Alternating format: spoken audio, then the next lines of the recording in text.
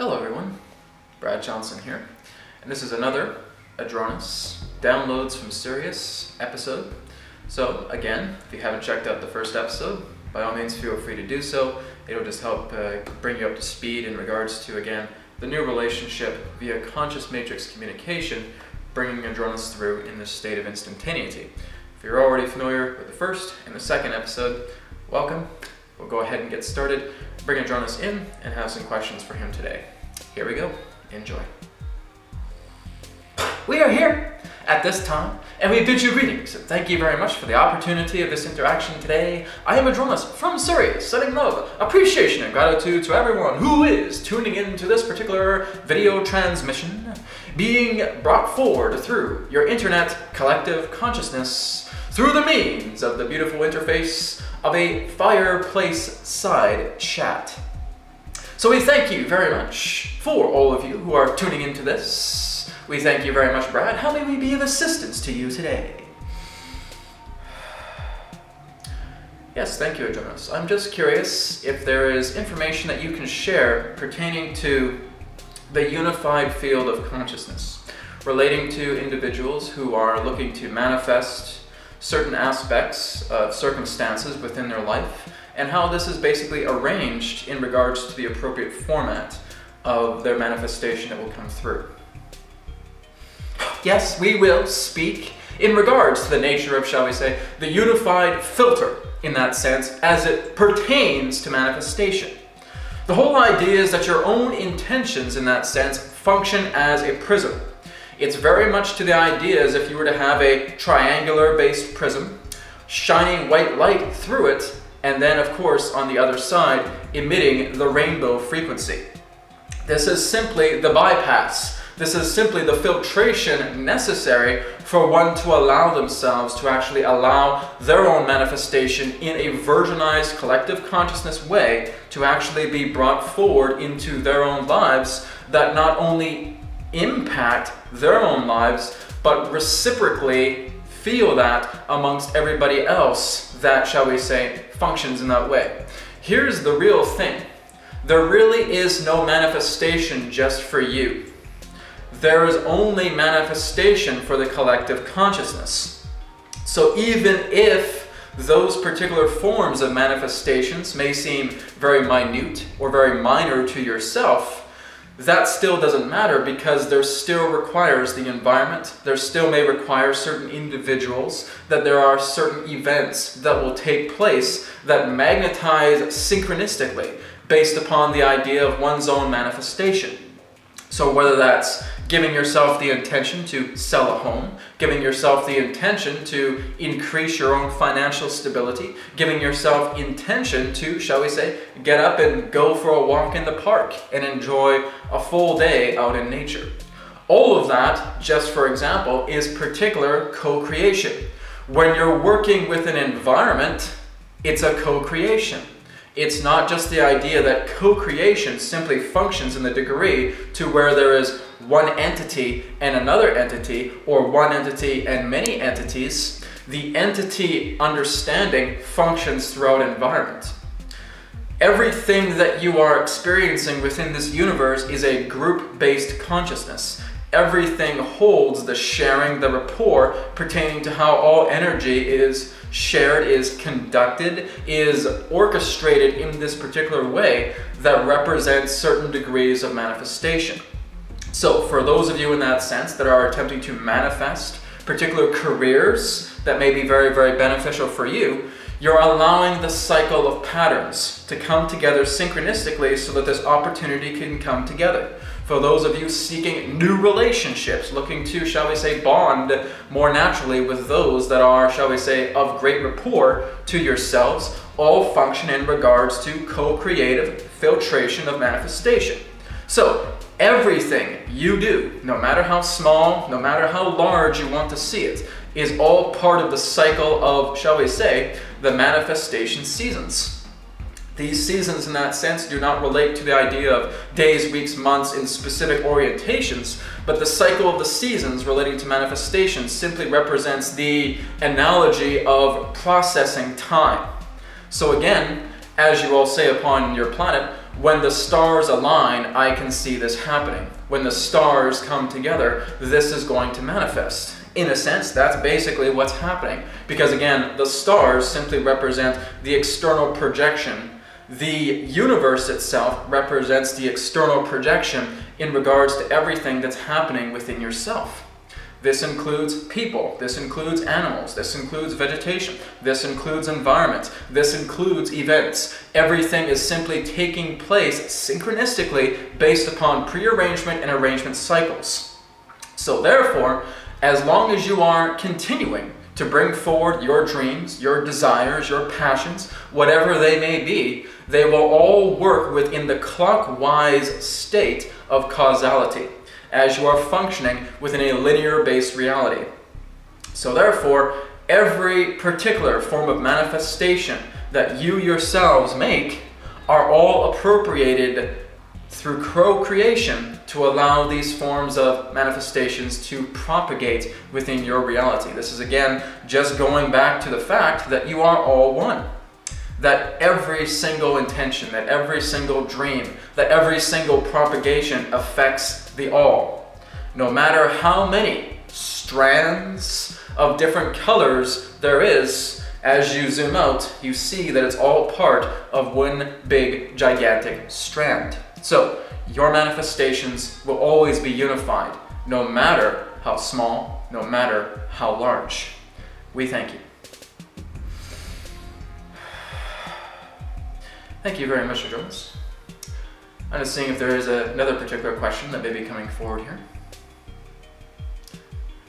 What can you say in regards to other particular beings that may be on the planet right now that are sharing in different forms of associations? If there are other particular ground crew members, or if there are beings that may be within the subterraneans of Earth, what is their particular, I guess you could say, agenda or particular form of intention that they're looking to bring forward in their own way, as it's not, shall we say, much to the point of realizing that they're not looking to make a gigantic impact in regards to public awareness?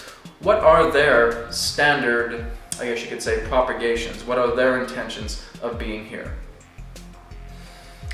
The whole idea in regards to all of these other particular beings that, as we have talked about, incognito extraterrestrials, or other particular beings that exist within your subterrane, are literally, shall we say, under the missions of discrete nature.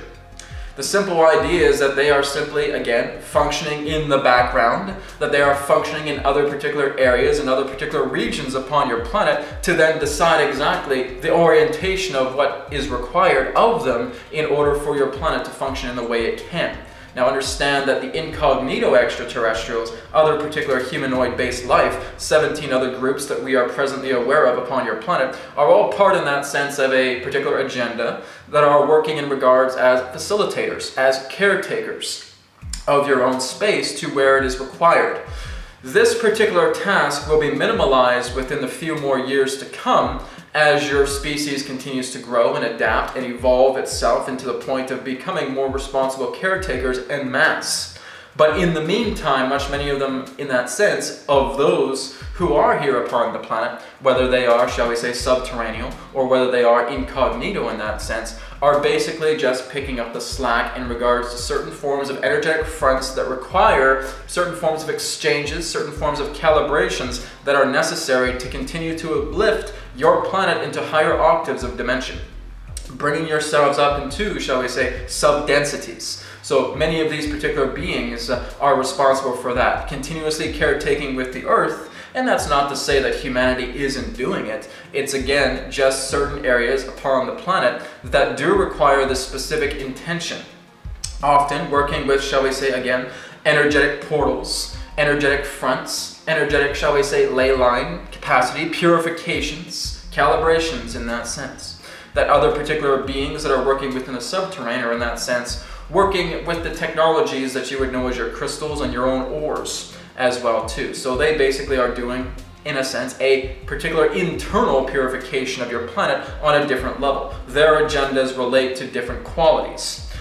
The ground crew in that sense that purify these particular energies are in that sense bringing forward the filtration, the vortex of these energies through the inner crusts and mantles of your planet, that through those particular beings that are existing within the vaults of your planet in that sense, is in that degree helping to purify it on that end.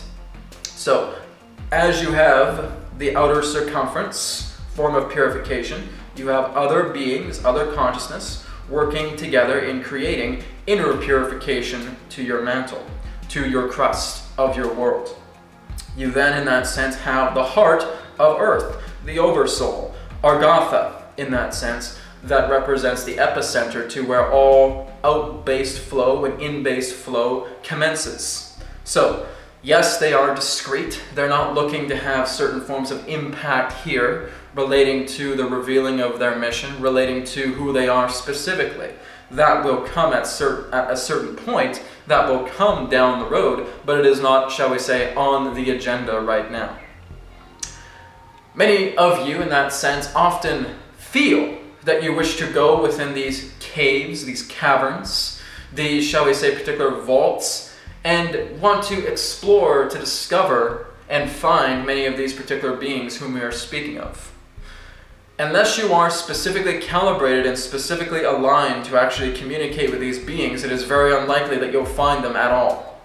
The whole idea is that many of these internal beings operate on an entirely different band of frequency relating to your own dimensions.